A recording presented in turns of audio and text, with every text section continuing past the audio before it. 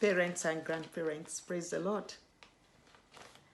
A few years ago, a young man took the lady he wanted to propose to for marriage home to his mother.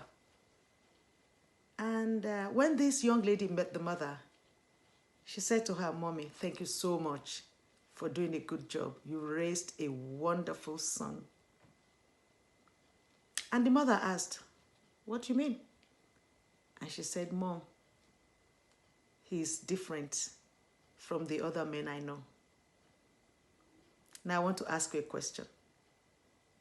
Would you like your son-in-law or daughter-in-law to look up to you one day and say, "Mommy or Daddy, thank you for the job that you did. I'm so glad I married your son. I'm so glad I married your daughter"? Oh, definitely. It's possible. But what you're doing today, how you're raising your children, is going to be the determining factor.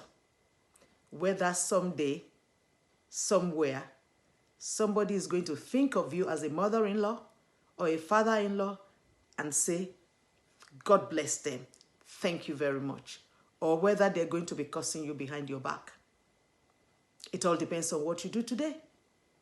So today, as a parent, are you paying attention to the character development of your children? Are you observant? Are you watching?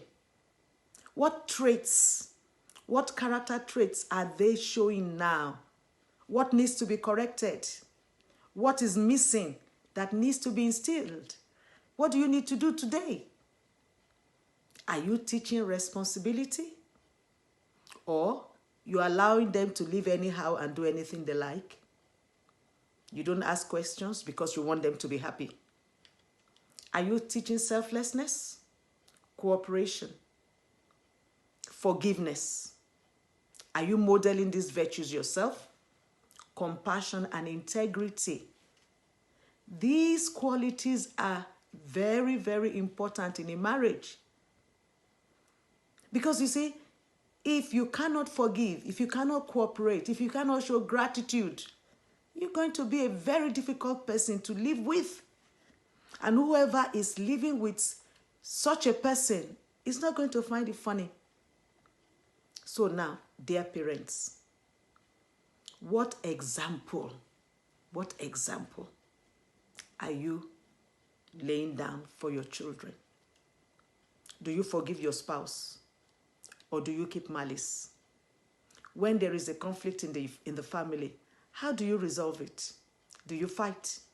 Do you exchange blows? Do you exchange words? Or do you go into your room and have an adult discussion? Or you're shouting and your children are getting in between your legs. "Mommy, stop. Daddy, stop." If you do all these things, you are laying a foundation for the marriages of your children tomorrow.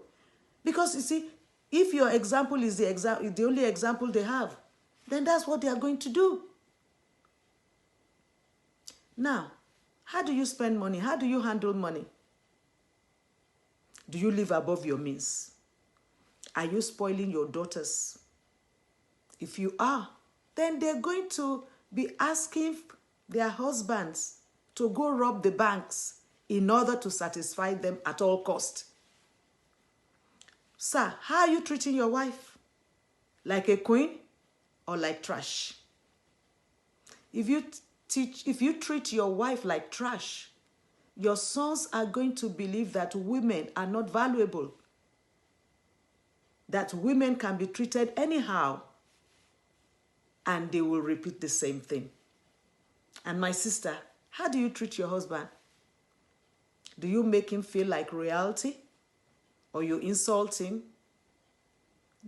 Yes, you insult him, and what can he do? If you do all of that, your daughters will copy you.